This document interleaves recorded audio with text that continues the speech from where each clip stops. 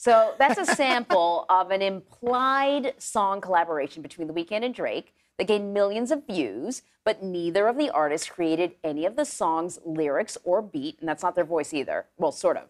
It was all put together by someone on TikTok using artificial intelligence software. So joining me now is Hattie Lindert. She's a reporter for AV Club. Thanks a lot. So we're going to talk a bit about this. And Vlad and I were talking in the break because there's sort of the legal implications, but then there's also like, what does it mean for the future of music?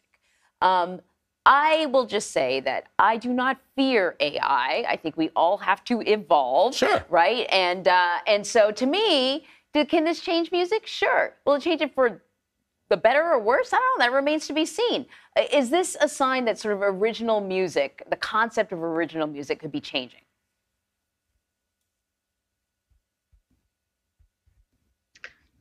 Hi, thank you so much for having me, Vlad and Marie. I think that definitely this is a sign that the music industry is changing. This feels like a train that now that we're on it, it's going to be a little difficult to sort of hop off. I definitely think that for one, this could change the industry financially. I think the more skillful AI becomes, the more sort of lucrative it becomes, just as far as the ease of generating hypothetically unlimited hits, if that's a kind of deal that an artist has or contract that an artist has. But I also think that it's definitely sort of scaring labels a little bit who want to protect their copyright, and also artists who want to protect their own likeness and vocals. I actually didn't, I wasn't that impressed by this song, and I'll tell you why. Because to me, it wasn't written in the voice of Drake or The Weeknd. Like it kind of it sounded like their voices, but I'm like, that's not how Drake flow. He wouldn't write something like this. Not that I'm a big like Drake, you know,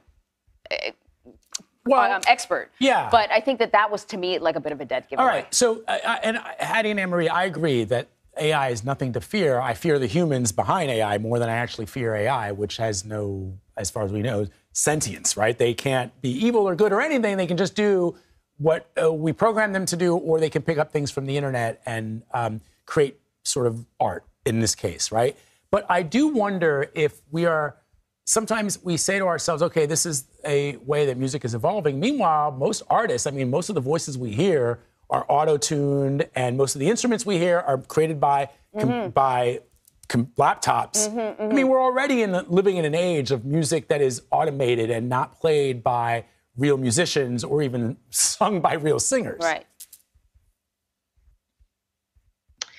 Yeah, absolutely. And I think that's part of what's making it so difficult for sort of the untrained ear to differentiate between some of these AI generated and non-AI generated tunes. As you're saying, I felt the same way. It definitely, you know, you can kind of hear that something's a little off. It's a little darky, a little odd, but at the same time, it is pretty convincing, especially when there are so many Drake tracks that these sort of AI generating technologies can learn from and can train on.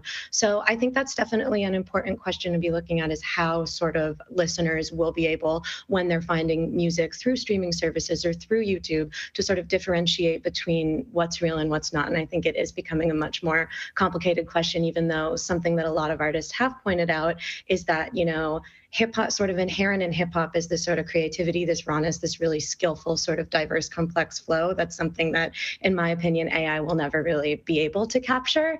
So there's a certain irony in that a lot of these songs that have been taking off that are AI generated are drawing from hip hop culture. Well, sort of proves.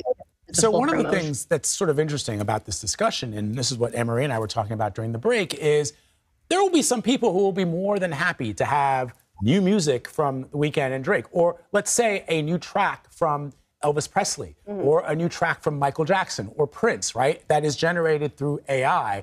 I don't think anybody's got a problem. Well, some people may have a problem with that, but what's more important, legally speaking, is that you pay the estates of those artists to create those AI-generated clips. If you want new tracks by John Lennon and George Harrison, just make sure that you compensate them. The question in this particular case is, do we know if the individual or individuals who created this clip are compensating anybody, or they're just stealing their voices and trying to make some money? So I think that is another complicated question that is really sort of becoming important in the discussion. Obviously, labels are not excited about this, and I would imagine that they have not been compensated or have been compensating their artists through whatever contract they're in.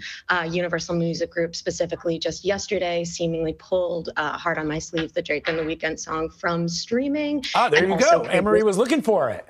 Yeah, Yep. I had to I found it somewhere else.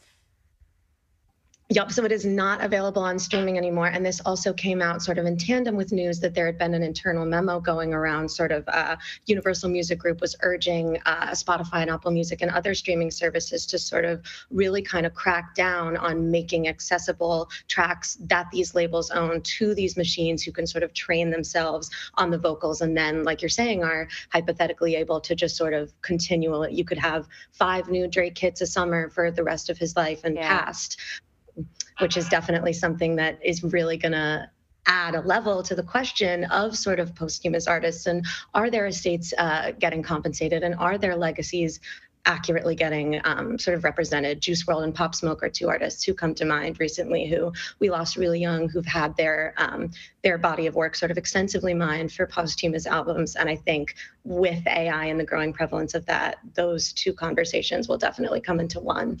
I think that that's like the scary extension for music lovers, right? That you have AI-written lyrics with AI-generated voice and a auto-tuned performer on stage or a hologram, and none of it will sort of actually, other than the ones and zeros that go into coding, will be actually generated by a human being. And does that take sort of the soul out of music? Yeah, it's a fascinating discussion. Hattie Lindert, always great to have you. Thank you very much. I'm a big fan of AV Club. Thanks for joining us.